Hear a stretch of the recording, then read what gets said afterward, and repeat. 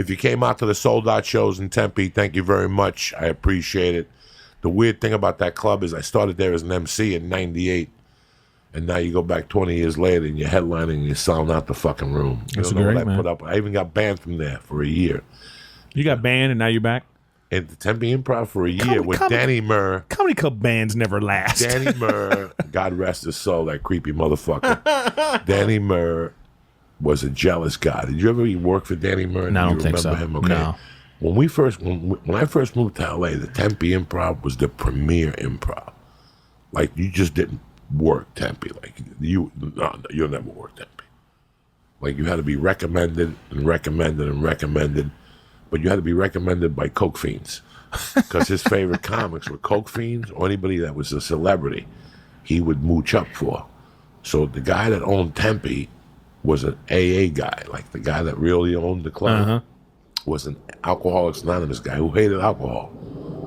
He had bought the club when he was a drinker, and now that he was the president of AA of Arizona, so he didn't let you drink on stage. He didn't want nothing like that. He wanted to sell food. So the club was really weird. The owner was, so the general manager posed as the owner, and he lost at ERIK Griffin. ERIK Griffin, we talked about it this week. We saw the decline. Like, he was just a club guy that really cared. He knew how to book good comedians. He booked a good feature. He knew how to, not put a dirty act together with a clean act. He just knew a bunch of shit.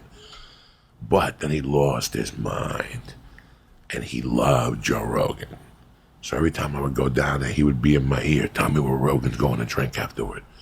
and I would tell him, Danny, he don't want you around, because Danny would do coke. And this is when Rogan didn't get high at all. That he didn't even understand that concept. And he would go, that guy creeps me out. Look at his jaw, how he moves his jaw and shit. And I was thinking, one night we all went out, and we were in Scottsdale at a club. And then Joe was on Fear Factor. So we were talking to that's a while ago. This is how long we've been going to that club. Who was the chick that was married to Tito Ortiz, the porn star? Jenna Jameson. Jenna Jameson lived in Tempe, in Phoenix or something at the time. And she was there with her then husband at this club with us, Danny, I think Ari, and they let us stay at the club a little while longer while everybody got out. When we got out, some kid took a bunch of ecstasy and didn't wait for the valet. He got in the car and he ran over the valet and like 3 other kids. So we walked out of it. I just remembered this. We walked out of there and bodies were all over the place. Somebody had thrown a brick at the windshield to stop the car, and the kid was bleeding from his fucking head. The cops were there. They had the crime scene up. It was fucking crazy. Like, Tempe's a crazy fucking place. But and it's too hot. But eventually Danny Murr lost his mind. He lost the club, and then they reopened it. And the owners of this club, one of them is Joel, and it's interesting that I was there at the Improv, the Miami Improv, the night Joel started. Like, he even came to the club this week, and he goes, Man, you've been in it a while, man. Yeah, 27 fucking years, man. How long have you been doing it? Man, for real, since 2003. No shit. Yeah. So when I met you, you had just... Yeah, I just... you were doing it 4 years when I met you. Yeah. I just, earlier, I took like a comedy class when I was like 22. And then I started to go to open mics a little bit, but I wasn't really trying to do it. And then it just, it was a pipe dream. That's what I thought. And I just didn't have it at that time. And then it wasn't until 8 years later that I was like, okay, I really want to do this. And that's when I started going to open mics every day and really trying to make it. What did you do for those 8 years? I was going to school. I was working. I didn't know what my life was going to be. I just thought, I was born and raised in LA. So you're born and raised in this environment. It's different when you're from someplace else and you see the dream and you think, I'm going to work to get there.